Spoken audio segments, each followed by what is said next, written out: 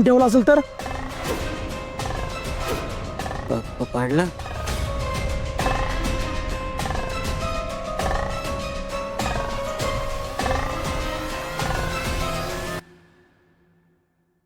लवकर चला. अरे बापरे, हे आवरायचं राहूनच गेलं. चंदूशेठ, हे जरा आवरायला मदत करा ना. हा चला कधी आवर.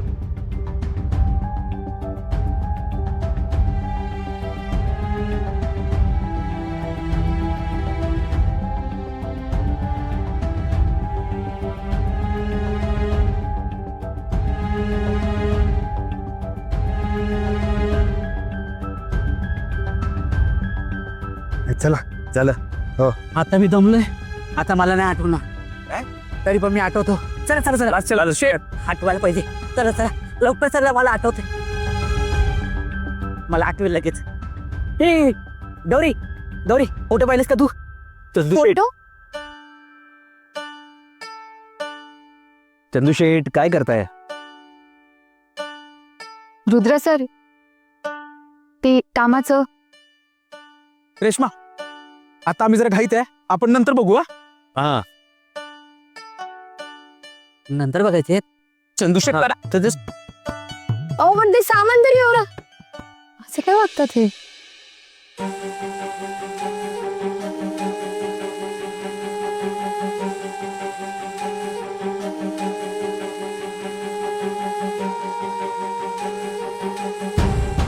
रेश्मा, अगं चल, वाट मोकळी झालीये, आपण काम शोधूया.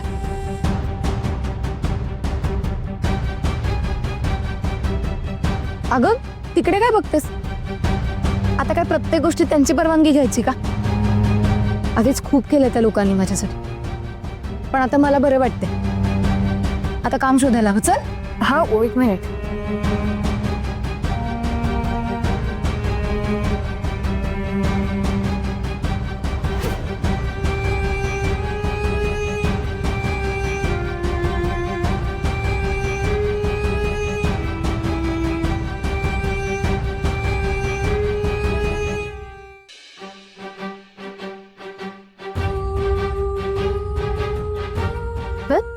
हा तू रेश्मा, पॉइंट कुठे गेली? घर सोडून चालली का ती? अहो दाद्या मारल मला सांगा, आरवा दिला. थांबा एक मिनिट. कशाला घाबरताय तुम्ही? ती घर सोडून नाही, नोकरी शोधायला चालली. काय नोकरी शोधायला? अहो पण दाद्या म्हणलेला ना, घरातच काय तर नोकरीचं बघतं म्हणून. पण बाहेर कशाला चालले? हो, पण हे पुढे काही बोललंच नाहीत ना. मी तरी काय सांगून अडवू तिला?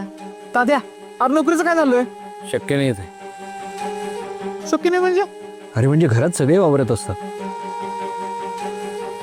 ते चंदूशेठ चुकून काहीतरी बोलले तर भलतंच काहीतरी घडून बसायचं.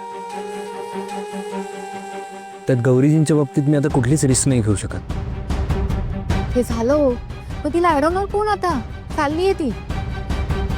त्यात वाट बंद होती, तीही मोकळी झाली. आता काय थांबायची नाही गौरी. अशी कशी चालली? बाकी सगळं विसरली असली ना, तरी स्वाभिमान नाही विसरली येते. गौरीजींचा स्वाभिमान म्हणजे ऐकणार नाही ते कोणाचं. आणि जर त्यांना बाहेर नोकरी मिळाली तर काय वहिनी तुझे पैसे परत करल आणि आपल्या वाटेल लागेल. आपण बस टाळ कुठं तिथं. ए गबरे, काहीतरी बोल नको. अरे मग काय, अरे वहिनीला नोकरी मिळाली तर तुझे पैसे ती परत करल. आणि तसं बी तू तिला सांगितलंयस की सरकारी दवाखान्यात ठेवलेलं म्हणून, त्यामुळे तिला अंदाज असणार की खर्च काय जास्त झालेला नाही. आणि तिने सगळे पैसे परत केले तर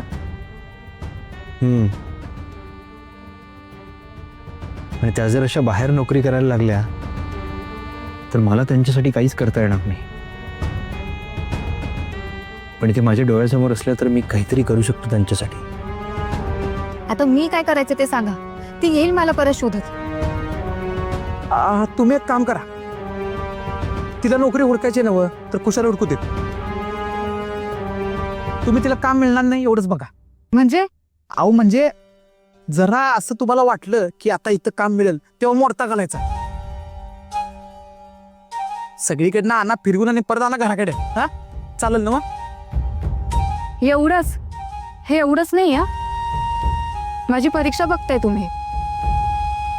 आऊ माझ्या दादीसाठी एवढं करा हो प्लीज. बघू कितपत जमता येते.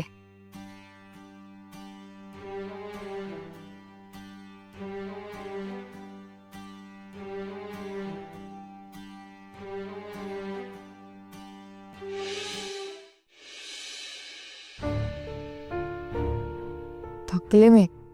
किती चालवलंस मला? अगं मग फिरल्याशिवाय काम कसं मिळणार? हो, पण म्हणून कोण इतकं चालवतं का? अख्खं नाशिक फिरवलंस तू मला. 1-2 किलो तरी कमी झाले असेल मी. अगं गावची मुलगी आहेस ना तू. गावच्या पोरी किती धीट असतात. तू अशी ग कशी? हो ना, म्हणून तुला काम नाही मिळालं आज. काय फायदा झाला फिरून? मिळालं कुठे काम? फक्त फिरवलंयस मला. ठीक आहे, आज नाही मिळाला तर उद्या मिळेल. उद्या नाही तर परवा शोधू, परवा नाही तर तेरवा शोधू. शोधतच राहू, हो ना? अशी मी झिजत झिजत संपून जाईन ग साबणाच्या वडीसारखी. अगं पण फिरल्याशिवाय काम कसं मिळणार? मला त्यांचे पैसे परत करायचे. मग तू त्यांच्याकडेच काम बघ ना. नाही ग, त्यांचे खूप उपकार आहेत माझ्यावर. मला आणखी उपकाराखाली दबायचं नाहीये त्यांच्या. तुला कळत कसं नाहीये ग? तुला कळत नाहीये माझी अवस्था. आज बघितलंस ना काय झालं? मी तुझ्यासोबत आणखी काम शोधायला येऊ शकत नाही. किती विचित्र माणसं असतात ना एक एक. आज कळलंय मला. एका बाईने तर किती कामं सांगितली आणि पगार किती? 2 वेळेचं जेवण. दुसरीकडे तो दुकानवाला, त्याचं तर म्हणणं होतं सगळ्यांशी इंग्लिशमध्ये बोलायचं. कशाला? मराठी कळत नाही का नाशिक मधल्या लोकांना? एक जण फार काम सांगते आणि दुसरा जण कमी पगार सांगते. तो एक माणूस तर काय काम देत होता? सोसायटीतली येणारी कुत्री हकलायचं. हे करणार आहेस तू आता? गरज पडली तर करावं लागेल. काय?